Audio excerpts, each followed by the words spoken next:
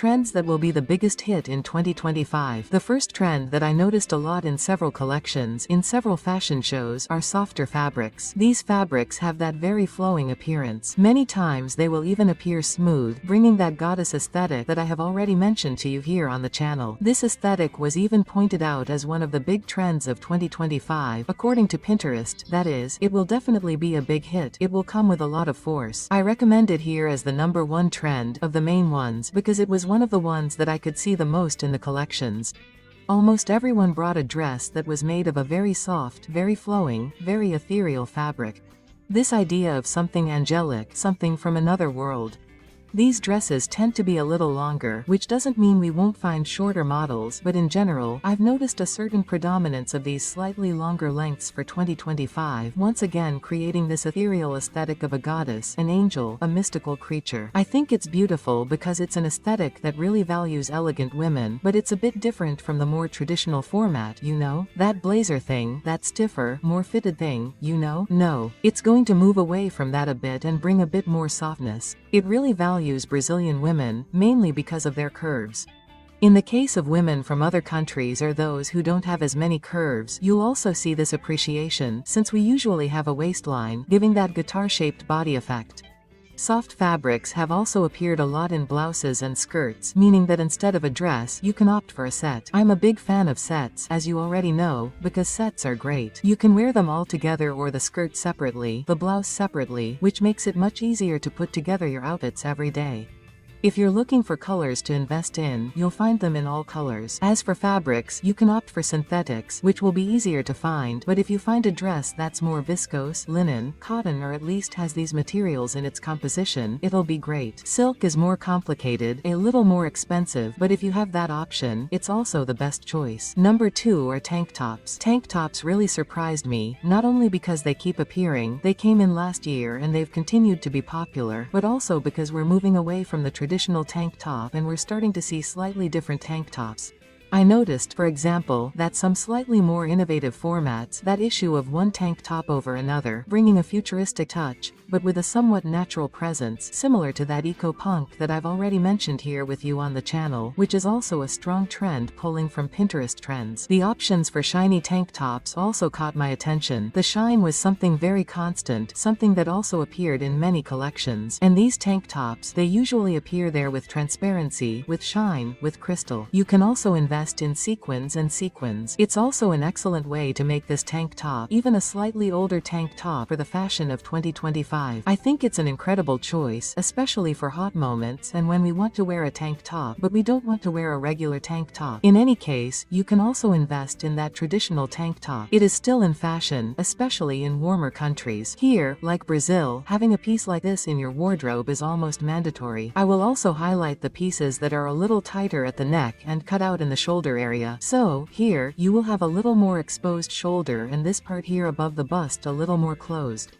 This was, of course, what I observed, especially considering bloggers from outside Brazil and also the main fashion collections. But don't worry, if you don't like tank tops, there are several other options too. #3 are jeans, but not just any jeans. What I observed are jeans that have an older pull, a more washed vibe with a faded look, but with that slightly grayer, slightly greener look, as if they were really jeans that you picked up at a thrift store, for example. So they don't have that brand new look.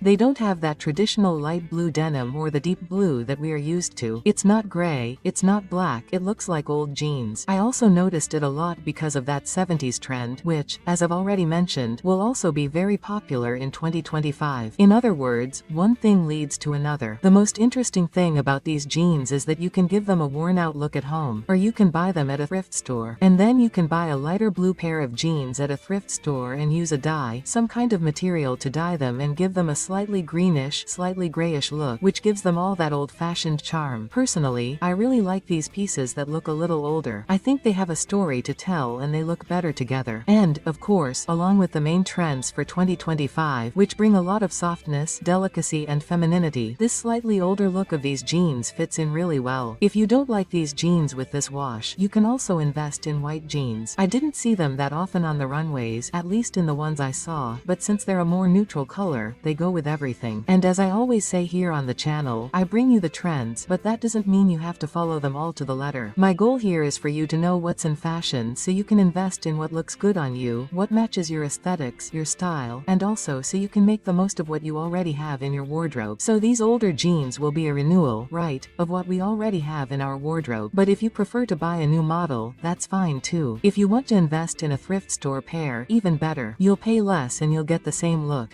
But if you're looking for something cleaner, more basic and a little more classic, go for those white jeans, which are also very popular. Number 4 is crystals, sparkles, sequins. I've noticed this crystal issue a lot, many applications, including those clothes where the crystals hang like drops.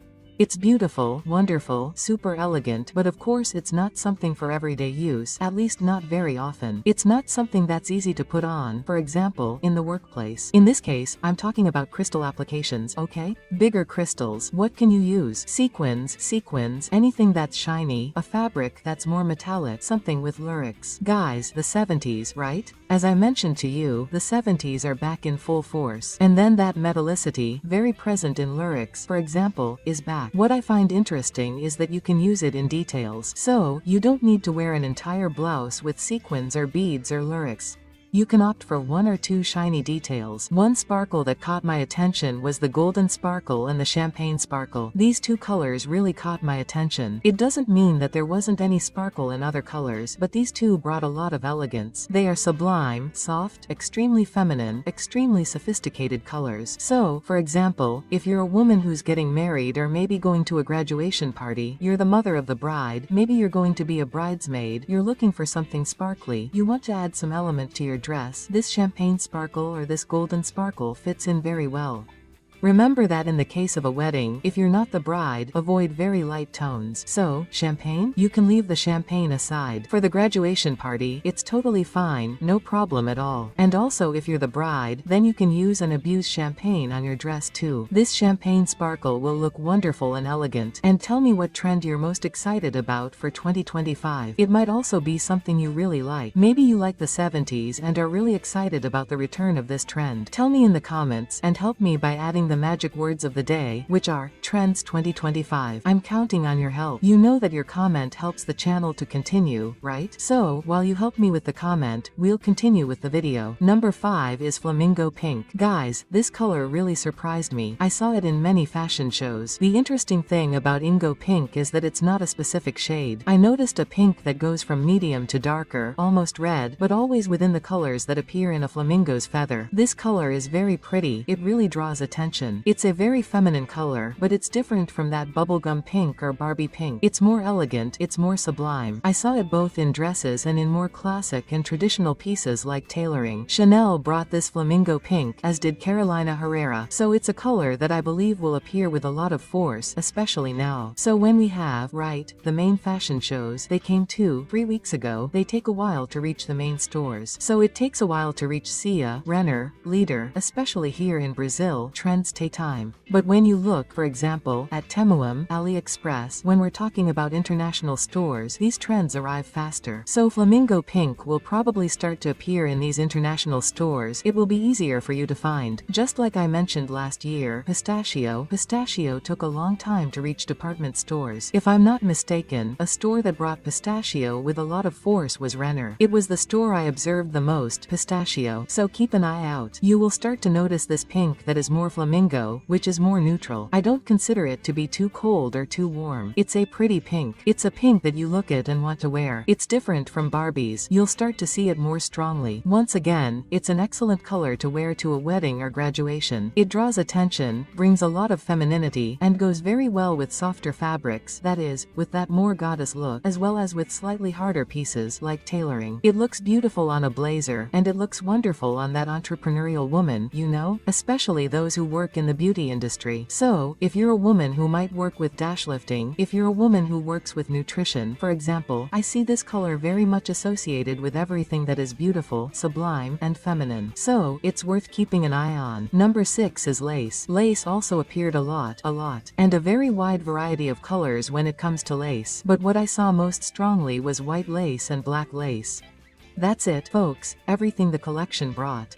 White lace has a slightly more delicate, feminine and innocent feel, in the sense that it is usually a type of lace used for brides, for example, so it brings that purity and delicacy. Black lace conveys more power, more sensuality and more luxury. You will see this association of lace with transparency a lot, for example. And of course, lace can be worn underneath with a lining. So, if you are a woman who really likes lace, but doesn't like transparency, just use a lining underneath, no problem. If you are a woman who prefers something more classic, more traditional and delicate, I recommend white lace. It can appear in details. A sleeve on a blouse, the hem of a skirt or even an entire skirt. A lace dress looks beautiful, especially in the summer. If you like crochet, for example, crochet gives it a slightly more natural feel, a little more earthy, focused on handmade. Meanwhile, lace has a slightly more sophisticated and elegant feel. So, if you already like something, but you want a slightly more sophisticated vibe, you can go for this lace. If you are a powerful woman, then I recommend black lace. We just need to be a little careful with black lace so that our piece doesn't look like a thong, because depending on where you're going to wear it, it won't be very well received, okay? Especially when we're talking about the work environment. So, just be careful with this issue of black lace. If it appears, for example, on a skirt, it looks very beautiful. And since it is a more sensual lace, it already conveys this sensuality. I recommend that you avoid very tight pieces. This doesn't mean that you can't wear any tighter pieces made of black lace, but depending on the place it can be a little too sensual. So save these pieces for special occasions, because then you'll really rock. Number 7 is the color yellow. I don't know what's happening with yellow, but every year the fashion people say, now yellow is going to be all the rage. So far I haven't seen yellow become such a big hit, especially here in Brazil. I don't know about outside the country, but here in Brazil I feel that people sometimes shy away from yellow. Maybe because of the flag people don't like it as much, but yellow ends up being a little forgotten. But none of this happens outside the country, because I noticed the presence of yellow in several fashion shows, ranging from butter yellow to egg yolk yellow. It also came very much in line with the issue I mentioned to you about softness. So, it appeared quite associated with softer fabrics, skirts, dresses and blouses, usually bringing a little bit of transparency, making this color a little less strong, because when we take a yellow and put it in a very closed piece, a very stiff piece, right, very classic, what happens is that it shows up too much, but when we put it in a very flowing, very light, very sublime piece, it ends up softening it. So you can bet that if you like yellow, there will be yellow for you to buy.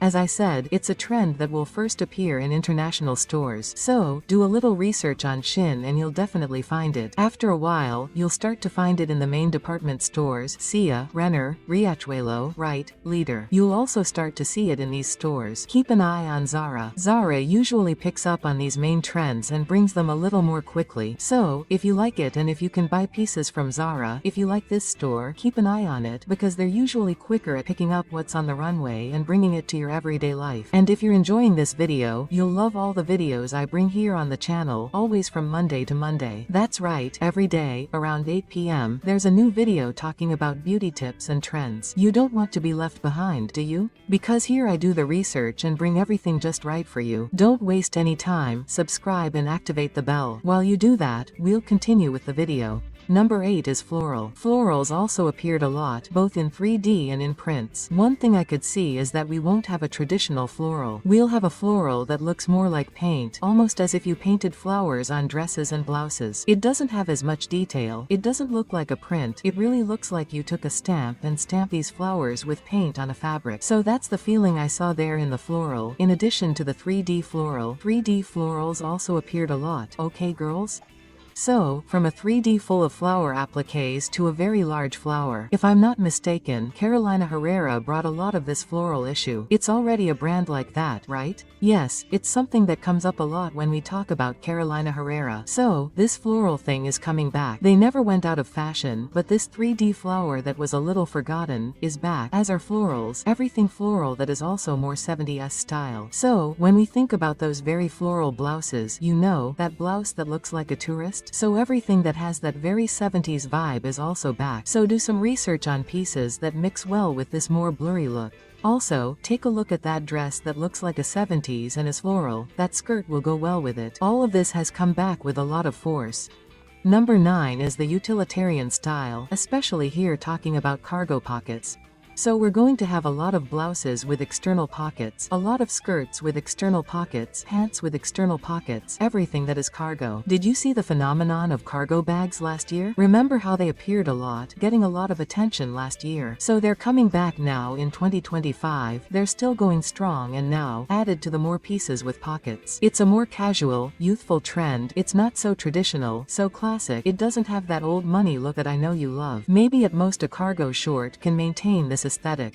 Especially when we think of that more safari aesthetic, we can imagine it. But in general, it's something that I recommend to people who aren't afraid to dare. These bigger pockets, they have more visual weight, they draw more attention, especially because we're talking about something that breaks up the image a little, that draws attention, that has volume. So, because it has this greater visual weight, it might not suit your aesthetic, it might not work within your aesthetic, especially because I know that many women who follow me have a slightly more classic, slightly more romantic aesthetic. So you can wear them, of course, but try them out, see if they match what you already have in your closet so you don't get caught up in the trend of saying I need to have cargo pants and end up not wearing them. Number 10 is sheer fabrics. Sheer fabrics are also very popular. Sheer fabrics appeared in everyone. All the fashion shows I saw there had some level of transparency, whether lace or a softer fabric. Transparency is something that I find very interesting in my life because when I was little and I liked watching the fashion shows, even when I was very little, I hated transparency. I thought transparency was very ugly. Now, as an adult, I saw the beauty behind transparency, but transparency has to be used with some care, because otherwise it doesn't look good. I always bring you very elegant, sublime and feminine examples of how to use transparency, because otherwise we put transparency in the wrong place and it doesn't look good. What I saw was always this association of fabrics that were either very light, very soft and very ethereal, or with lace, where you have something that shows, but not too much. And remember, be careful, because depending on where you're going to use it, it can end up looking too sensual. In the workplace, in some other spaces, it's not so appropriate. Generally, depending on where you work, there's no problem at all. So, always know how to use it in moderation. Lighter transparency will give that more goddess-like, more sublime vibe, so to speak, while darker transparency. When I say dark, I mean navy blue, wine, black, green, very dark, will convey a more powerful air. So, it will depend on what you like, what you want to convey with this piece. When in doubt, always try it on. Avoid this transparency in places that make you uncomfortable. Areas where, for example, cellulite or fat may appear, which I know you don't like to show off very much, you can tell me here in the comments. So, avoid these areas. Number 11 is wet leather, so it's that shinier leather that also showed up a lot. I know we're talking about something here that you won't wear as often in warmer seasons. However, in colder seasons, when we start talking about winter 2025-2026, this is a leather that I believe will draw more attention. It's wetter, which gives it a more futuristic look. It reminds me a bit of a Matrix look, and that's why it has more visual weight and draws more attention. I think it goes well with a more urban, rock and roll, heavier style, and that's exactly why I think it doesn't go as well with a soft style. To soften it, what you're going to do is choose shades for this leather that are more delicate. So you're going to look for sand or caramel. These are shades that won't weigh as much as that black leather that's even shinier. It's very similar to crocodile leather. Remember when I told you about crocodile leather last year and I said, it's a strong trend, it's a heavy trend, it has a lot of personality, it has weight, it brings that ultra luxurious urban look. So it's the same thing. This shinier leather with the look of a piece really wet with water will bring more visual weight and will bring a more futuristic look. It doesn't go so well with something super romantic. If you're that romantic woman who likes ruffles and bows, it's not for you. Number 12 is a color that I've also seen a lot. Okay, girls, it's the color of the year 2025. I'm talking about mocha mousse, a color that promises to appear in hair, nails, and clothes. But I made a video just about it, the color of 2025. So don't waste any time, just click on the video and I'll break it all down for you. I'll see you.